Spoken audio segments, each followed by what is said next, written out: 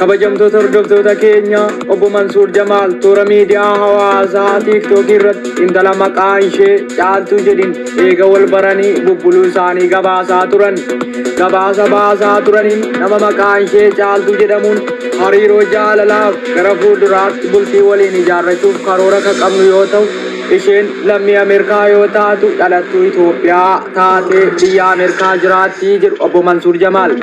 Obbo Mansuur dhiyeenya kana imala isaanii karaa Ameerikaa ka taasisan haala fuudhaaf gaa'ilaa ka ta'u intala janajjanaa fi haasofsiisaa turan gara Caaltuutti imala isaanii taasisan.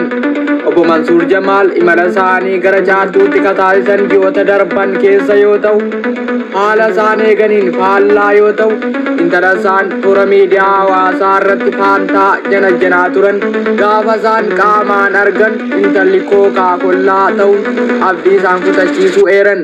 Guyyaa har'aa toora miidiyaa hawaasaa irratti ka dabarsaa turan intala toora miidiyaa hawaasaa irratti kanan faantaan beekaa ture qaamaan gara Ameerikaa gaafan imal namnan arge kookaa ta'e natti mul'atee jedhan.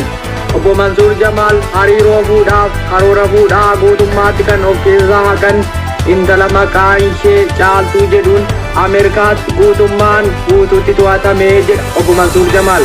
Haala to'atamuu isaa irratti odeeffannoo bal'aa qabna. Kabajamtoota hordoftoota keenya Obbo Mansuur Jamaal akkuma Ameerikaa seenaniin Caaltuudhaan eega simatamanii booda gara mana Caaltuu ka seenan ulaagaa fi kanneen jaalalaan waliin dabarsan guutummaan guutuutti adda kutuuf murteessuu Obbo Mansuur Jamaal dubbatan. Jaalala kana adda kutuuf murteessan naman faantaa ilaalaa ture gara kookaatti waan jijjiirameef ulaagaanan lafa irratti argeef kan miidiyaatti irratti arge baay'ee wal faalleessaa jedhan Obbo Mansuur Jamaal. Itti dabaluunis yeroo gara mana Caaltuu deemutti hidhaa fi doorsisa humna seera biyyattiitiin doorsifamaan ture jedha Obbo Mansuur Jamaal. Obbo Mansuur Jamaal itti dabaluunis Caaltuun gara manaatti kana fuudhee galte torbanoota tokkoof mana keessatti guutummaan guutuutti qaama seeraa osoo nan beekiniin ala maalummaa koo guutummaan mana ishee mana kaara baan hin jirre keessatti gurbaa tokko natti qollofuun na hiitee jedha.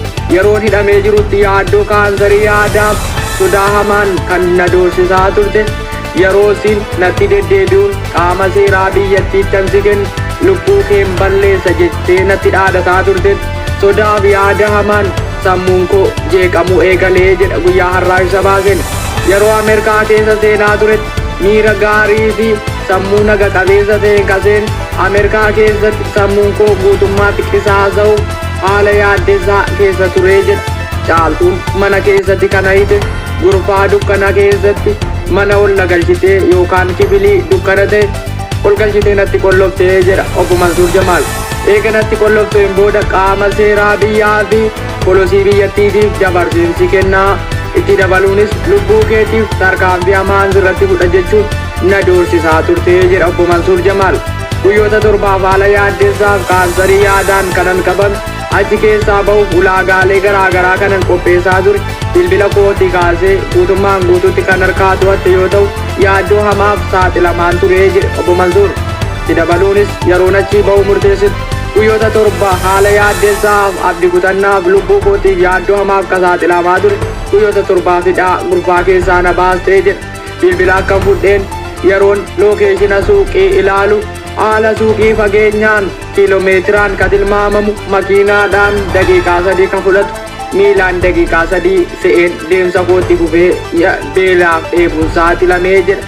Ameerikaa keessaa bahuuf haala yaaddessaa kanan ture miliqii ajaa'ibaa taasisuun Itoophiyaatti obbaree jedha.